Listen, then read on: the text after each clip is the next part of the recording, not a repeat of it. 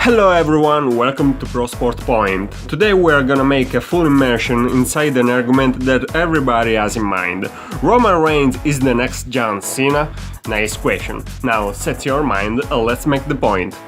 The WWE during its existence has always had one face, in some years even two, able to be the first representative of the company itself, their business card to share in front of the world, to grab more people possible and extend the product. This title is as prestigious as difficult like nothing else, and the standards to be the frontman of the band are not so standard. We had many generations with the right person on the top, and every superstar has been different to the other.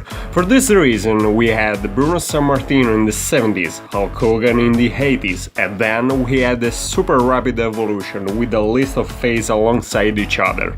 Bret Hart, Shawn Michaels, Stone Cold Steve Austin, The Rock, and suddenly, the time has stopped, because since 2005 to our days, the face on the top has remained the same.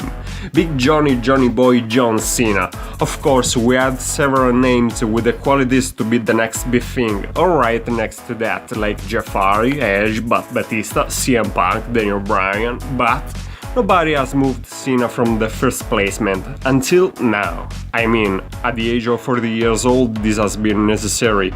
Anyway, there is one man in pole position, and that man is Roman Reigns. But to answer to the question if Roman Reigns is the next John Cena, what has Roman Reigns different than John Cena?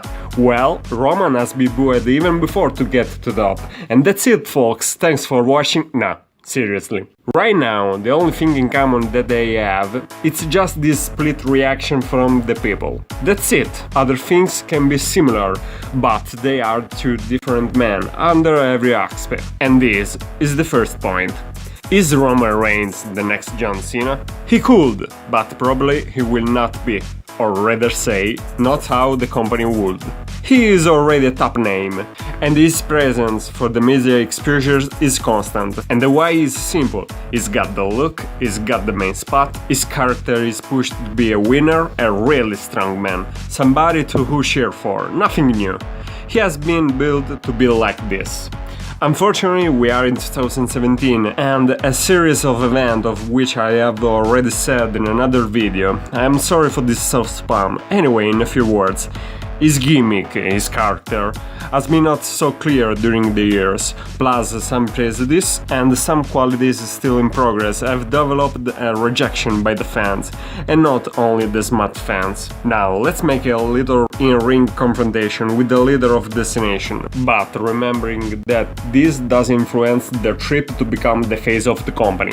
I mean, we are in WWE, maybe he's not the excellence of execution, but he is supposed to be able to perform inside the wrestling ring, and that is just enough.